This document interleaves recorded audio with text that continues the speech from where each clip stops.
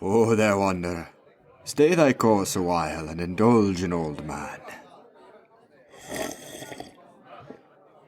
Have you ever heard the tale of the dread dragon Aristostomias? Aye, 'tis not a tale the elders would tell you. Sit, I'll buy around and tell you a story of the fearsome power of this dragon of the deep. Aye, 'tis a tale on the evolutionary scale, concerning the ancient past and the living present. The setting, the kingdom of Bathus, in the dark depths of the sea, a kingdom where some say life itself sprang forth from the nebulous ether. It is a kingdom of volcanoes, of unfathomable canyons and abyssal plains. It has never been a peaceful kingdom, but it is one of unimaginable beauty. Though the fight for survival is all its residents know, that has not stopped communities of all manner of creatures from forming shared bonds to survive the harsh and darkened cold. Yes, the explosion of life here was grand, beautiful, and unimpeded. But as these beautiful creatures evolved, so too did terrors of the eternal night. With a nearly invisible presence and teeth that rend your very flesh, thus did arise the dread dragonfish Aristostomias, and its family of barbed horrors, who would consume the unwary at a moment's notice. Alien these creatures were, able to unhinge their very jaw to swallow their victims, making the thought that your size might protect you a foolish notion.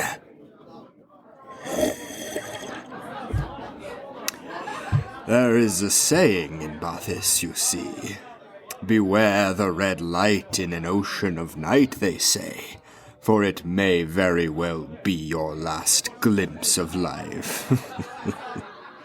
Not that you could see red down here, anyways. There have been those intrepid enough to try and shine their own pale blue light upon the dragons, but legend says that the very skin of the dragon thirsts for luminescence, and will swallow your light before swallowing you. For millennia, these terrors have reigned, like assassins hunting in the dark. Fish and mollusk, crustacean and cephalopod all feared the ambush of the dragon assassin. That is to say, Aristostomias and his draconic kin rule these depths, always present, just out of sight. Oh, garnered your interest, have I? What's that? You wish to find these dragons? I can't tell if you're incredibly brave or have a death wish. There's no gold to be had, no glory to be won. Why seek these terrors? The pursuit of scientific knowledge, you say? Aye, now that is a worthy cause. I'll tell you what. You buy the next round, and I'll tell you everything I know. Let us descend.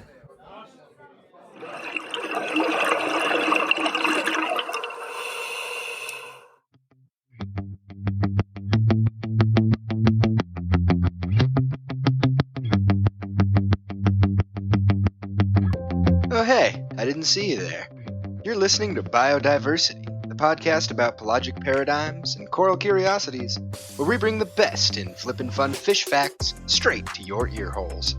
It's kinda like we're the delivery drivers of peer-reviewed aquatic science, the Grubhub of fish food for your mind, the DoorDash of dope decapods. Here on the show, we examine the weird, the wacky, and wonderful diversity of life that lives under the crashing waves of our blue world.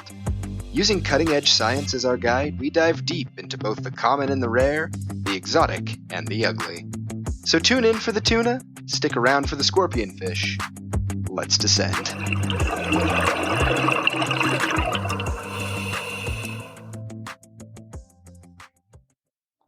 Today on the show, dragons.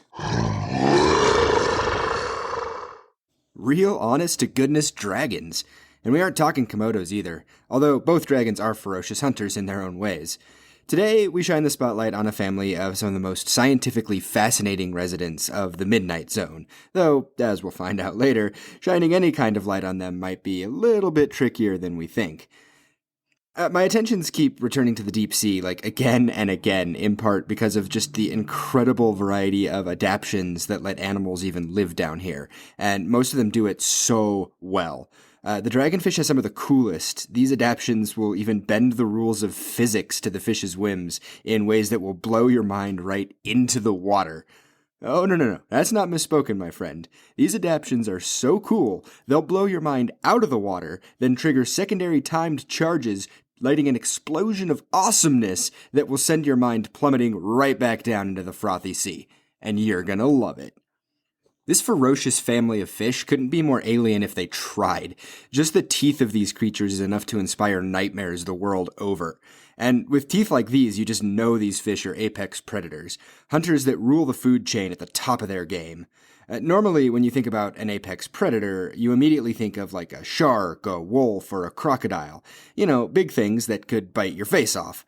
But the dragonfish proves that size doesn't matter, so long as you know how to hide and use your unhinged, toothy maw.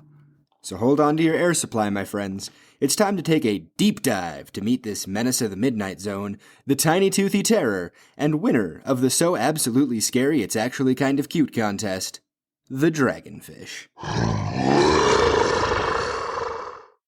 When I say the word dragonfish, it's important to know that I'm not just talking about one creature. There are 57 known species of dragonfish, and it's possible, likely probable, that there are many, many more out there. Remember that around 80% of the ocean in its entirety has been unmapped, let alone explored, so who knows how many more dragons are out there in the inky darkness. All dragonfish belong to the Stomiidae family of fishes, and while there's a good amount of variation in the form and looks of these fish, there's quite a few unique features that link them all together. They are elongate with kind of wiggly-looking long bodies, though they aren't quite as snake-like as an eel. Their scales are black, and some of them have these startling red eyes. Some of their heads, like that of the threadfin dragonfish, Iacostoma barbatum, looks more like an eel's or maybe a typical fish's, but others, like the stoplight loosejaw, or the shiny loosejaw, have these massive jaws, longer than the cranium itself, that almost look external to the head, and the result is this skeletal, unhinged-looking creature. Add in some translucent, sharp, curved, and oversized teeth that don't even fit inside the mouth, and you got yourself one crazy-looking creature. Sounds scary, doesn't it? Like it might just be able to swallow you whole. But a typical dragonfish is actually on the smaller side of apex predators, averaging around 15 centimeters or only about 6 inches in length. The largest known dragonfishes are kind of hard to pin down, but to my research, it's either the black dragonfish, Ediacanthus atlanticus, whose females get to about 40 centimeters or 15.7 inches in length, or the species Opostomias micropnus, who have been reported around 50 centimeters or 19.6 inches in length. But these are kind of exceptions to that average. So it follows to wonder why a 6-inch fish would be named after a dragon. After all, most mythological dragons are huge and able to raise entire cities without so much as an afterthought. So how does a 6-inch fish manage to deserve such an intimidating name? Well, just like Smog, Maleficent, or Trogdor, these hunters are masters of their own craft, able to consume prey with startling efficiency. In fact, most dragonfish can eat prey that is up to 50% bigger than the standard length of the dragonfish itself. Simply put, that means that, like snakes, they can hunt, kill, and consume prey that is significantly bigger than they are. How does such a tiny fish accomplish such a scary feat? If you guessed specific evolutionary adaptations to enable a unique lifestyle, then you deserve a cookie, my ocean-loving friend.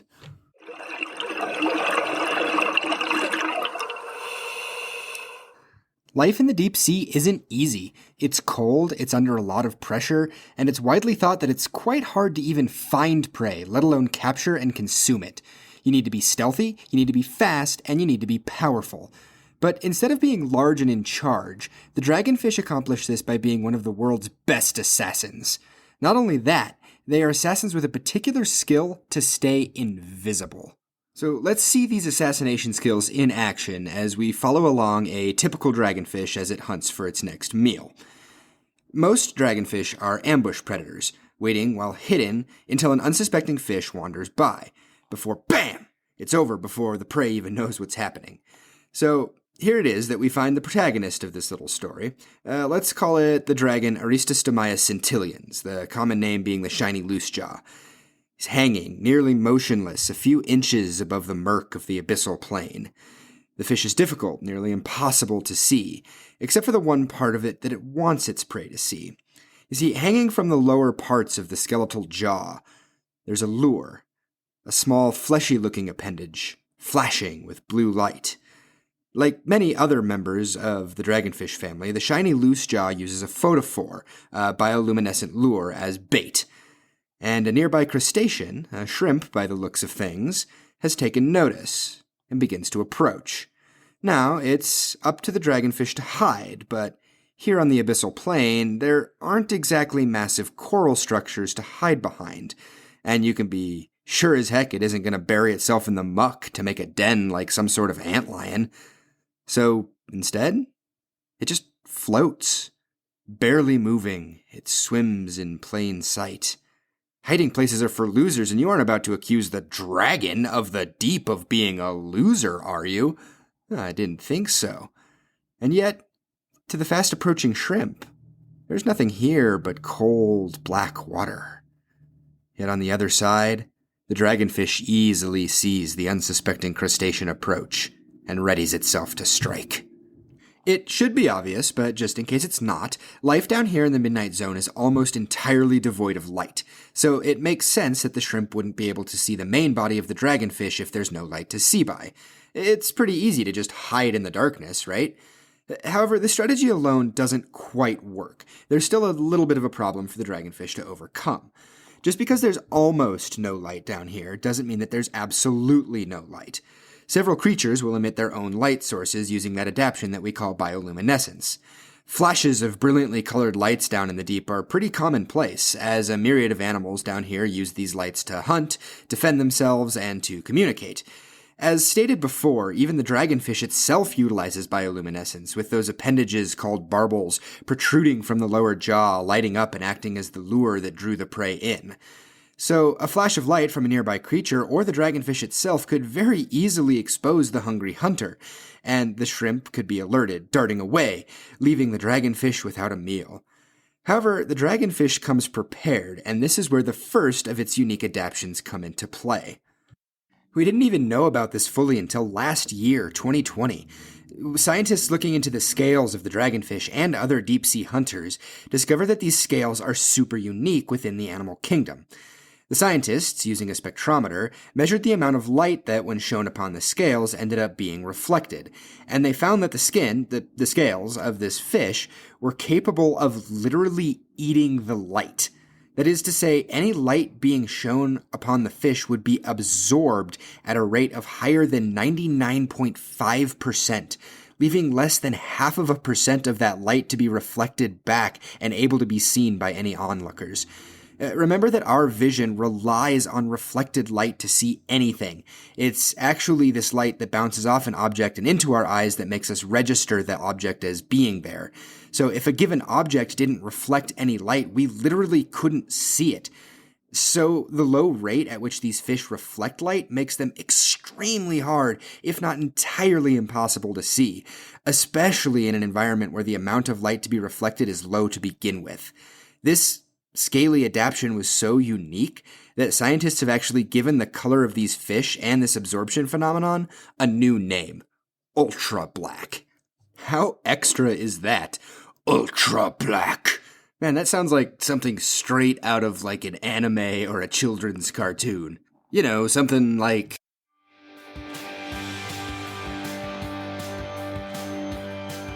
Heh, you fool. You think you've won. I unleash my ultimate attack. Ultra black deep sea fish jump down.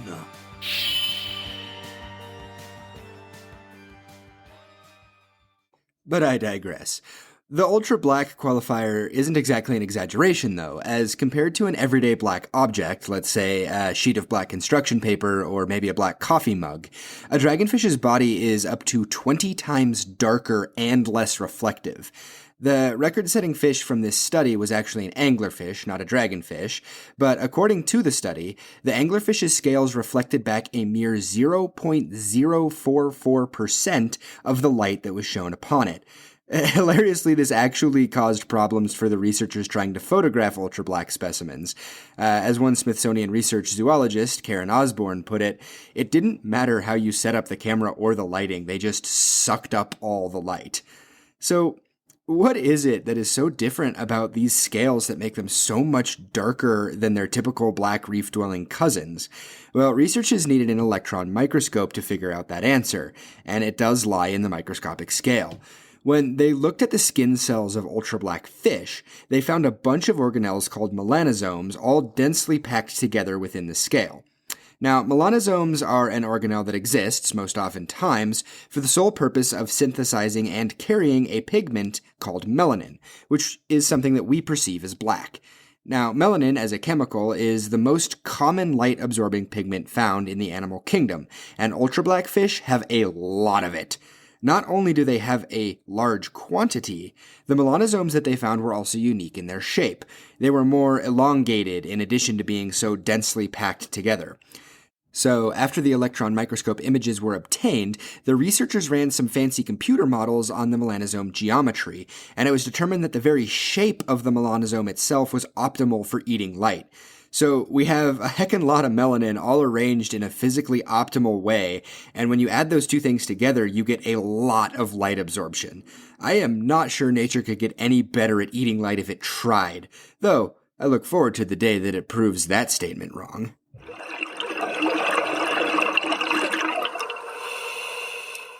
These ultra-black scales are almost like the dragonfish having its own version of an invisibility cloak, taking advantage of the properties of light to remain unseen. An invisibility cloak for a fish. Evolution never ceases to amaze. But the story's not over yet, because there is still a problem. Several, actually. Though the fish is mostly draped in ultra-black stealth scales, the 100% entirety of the fish is not. What about those oversized, curved, terrifying teeth? They are transparent or see-through, but it has been shown in research that transparent materials like these teeth are actually pretty conspicuous and very easy to see when illuminated by bioluminescent light. So if these teeth reflected a blue bioluminescent flash, it would still be over for the wily hunter.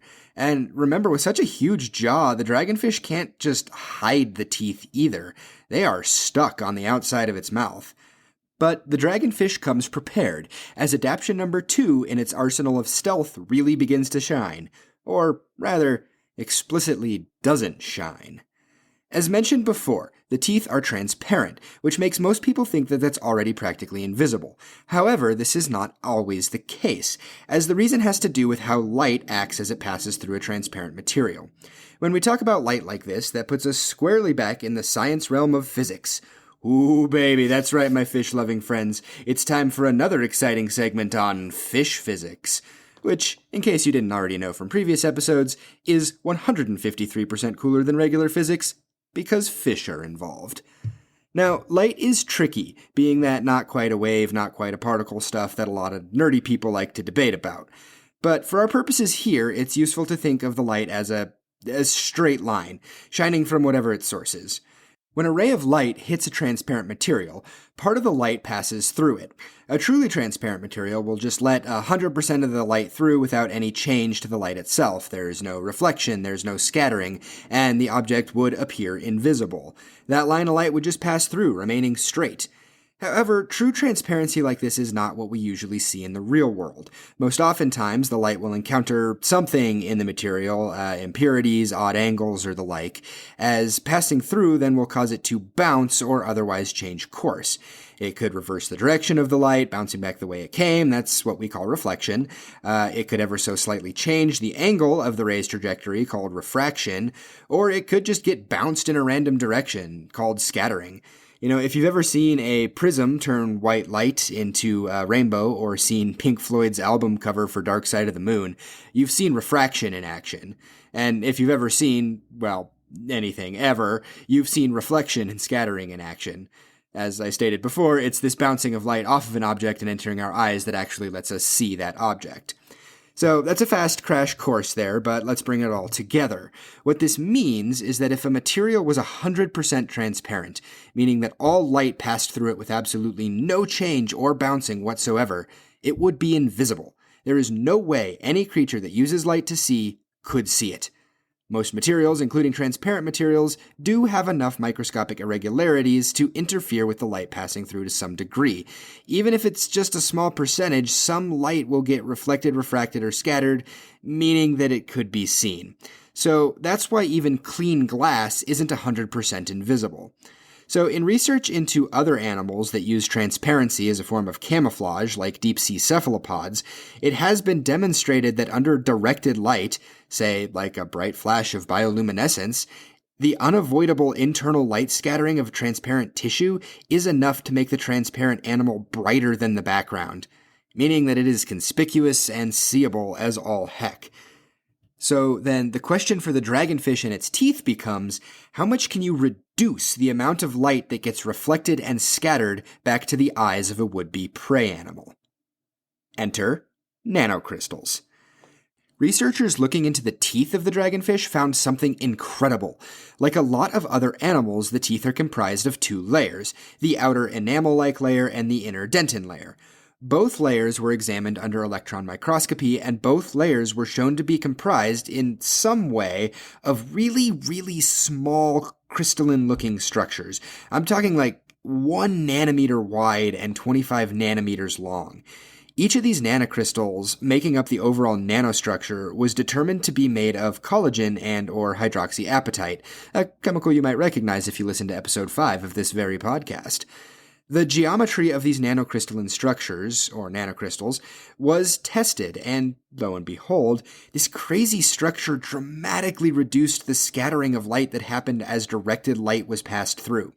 According to the study, the smaller the nanocrystal, the less efficient it was at scattering light. So by making them really, really tiny, a very small amount of light gets scattered. So even if the teeth are illuminated, a healthy majority of the rays of light just zoom on through. They just pass through with no change or only minor changes in their trajectory. And if only a small amount of light gets scattered in this way, then, you are inching closer to true invisibility. So, while it's not perfect, it is darn near close. And our poor prey, that shrimp, edging ever closer to investigate the light that it thinks might be a meal for itself, has absolutely no perception of the hungry hunter hovering so closely above. Between these nanostructured crystalline teeth and the light-eating ultra-black scales, our hunting dragonfish is nigh on undetectable to the shrimp, who is now unnervingly close to their demise. The dragonfish stealth is not perfect, and it is still possible that a wrong flash of light could reveal the hunter's position. But with these adaptions in place, it's not looking very good for our little shrimp friend.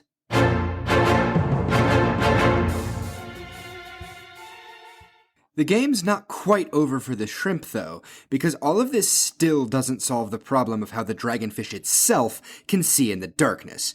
The shrimp, who is now scrambling over a small rocky structure in the depths, can't see the dragonfish, but can the dragonfish see it? Well, of course it can, and it does so by producing its own bioluminescent light to illuminate its target. Hold up. Wait a minute. Something ain't right. Didn't I just finish explaining how light could still potentially reveal the position of the dragonfish? How its stealth relies on darkness and its whole hunting strategy relies on stealth? Why would it purposefully generate a searchlight to illuminate the very thing it is trying to eat? Am I talking crazy just now? Well, yes, but actually no. For you see, generating your own light doesn't matter if that light is red. Back to fish physics for another segment on the wonky world of light, But due to the differences in how wave properties of light act, different colors of light act differently underwater. This is actually a part of the advanced open water course for scuba divers, is to learn how light is affected by depth. See, blue light has really short wavelengths and a high energy, meaning that when traveling through the water, it can go pretty far. Red light, by contrast, has really long wavelengths and a very low energy, so it dies out pretty quick when traveling through the water medium. So this is why, to my fellow divers and snorkelers, red and orange colors of corals and other creatures are usually the first to fade as you go deeper into the water column, leaving only the blues and greens to be seen at depth. In the deep sea, then, it makes sense that most forms of bioluminescence are blue. It travels farther. If you're using it to see, you can see more, you can see farther, and if you're using it to communicate, you can communicate over greater distances. After all, red light barely travels anywhere, so what use is it? Thus, evolution has tended to favor the blue light emissions in the deep. But that favoritism has come with a cost. The cost of the ability to even see the red light. Just as humans can't see ultraviolet or infrared light, most organisms at that depth straight up cannot see red. There's probably a joke in there about how zen they must be if they can't see red. Thus, it is the ability to generate and see red light that is considered the third crazy adaptation of the dragonfish. Even though it's short-ranged, the stealthy fish has absolutely no trouble getting up close and personal with its prey. So it is that our dragonfish hunter has a searchlight of red that the shrimp wanders into, and now it's game on for real. The dragonfish sees its quarry, while the shrimp still remains none the wiser. It's totally lit up in red light, but it has no idea. Between the cloak of invisibility that the dragonfish put on itself and the shrimp's own inability to see red, all the shrimp can see is the deep, black void. It is worth noting at this point that of the 57 species of known dragonfish, only 9 have been determined to be able to produce red light in this way. But I have linked a video from the Monterey Bay Aquarium Research Institute in the show notes where you can see the organ from the shiny Loosejaw very clearly. It's these 2 red flashing organs right underneath its eyes. I highly recommend checking it out. It is so cool. So it is that once the shrimp wanders into the searchlight, it is already over. The Loosejaw is close enough to strike, and the jaws close around the crustacean faster than a human can blink. The jaws distend in horrific fashion, elongating almost like a scoop, and closing around the shrimp fiercely, pulling it in as it impales through the shell. Those nanocrystalline teeth aren't just stealthy either, they are razor sharp. The tip radii being about 2.5 to 5.0 micrometers. For comparison, a piranha's teeth are around 14 micrometers. So these teeth sink in and the shrimp is just trapped, being pulled helplessly back towards the maw of the dragon. In this interaction, the dragon emerges victorious. It's these special, horrific jaws of the dragonfish that allow them to strike like this and comprise the fourth and final adaptation that we're going to talk about on the show today. I'll link a visual and a diagram for the jaws in the show notes, as a picture tells an incredible story here. The typical dragonfish jaw is long, much longer than a typical fish jaw, though some species don't look like it when the jaw isn't extended. But when the fish bites, the lower part of the jaw shoots out, and the rest of the head almost rotates. This creates an almost scoop-like and incredibly wide maw, ready to devour any unlucky prey. Some dragonfish species have jaws that are up to 20% the length of the standard length of the fish itself. We are talking a jaw that is a fifth of the length of the fish itself. But once again, physics proves to be an obstacle for the fish to overcome. Typically, we don't see fish with such long jaws, and that is for a reason. Bigger mouths means more surface area that they have to move through the water, meaning more drag. More drag means less speed, and if you aren't fast enough in closing your jaw, your prey could detect your strike while you are striking and still escape. So one would think to compensate you would need stronger jaw muscles in order to clamp down, making it faster. But this is not what we see in the dragonfish. In fact, its adduction muscles, the ones that clamp down, are pretty weak. So instead of powering up its muscles, which requires more energy, the dragonfish gets creative. And by creative, I mean that it entirely gets rid of the floor of its mouth. That's what makes the head of the dragonfish look skeletal. The lower half of its head is just the jaw, the teeth, and a bony hinge of sorts that kind of supports the levering of the jaw open. With no skin or tissue between the lower half of the jawbones, the drag of the water as it closes is severely reduced, and hence the dragonfish can still close its relatively huge and long jaw at high velocities, all while not needing muscle power. It's yet another way that the dragonfish uses physics to its own advantage. Truly an inspiration for physicists and inventors the world over. It is absolutely astounding to me just how many things had to line up evolutionarily to see such a remarkable creature. I mean, we talked about 4 different adaptations in this family of fish, and that didn't even cover things like how it deals with the cold or the pressure of the deep sea, how often it has to eat with its energy needs, or anything like that. You know, thinking about how this sort of thing could evolve, I mean, personally, it adds just another layer of appreciation. The dragonfish are unlike anything else on Earth.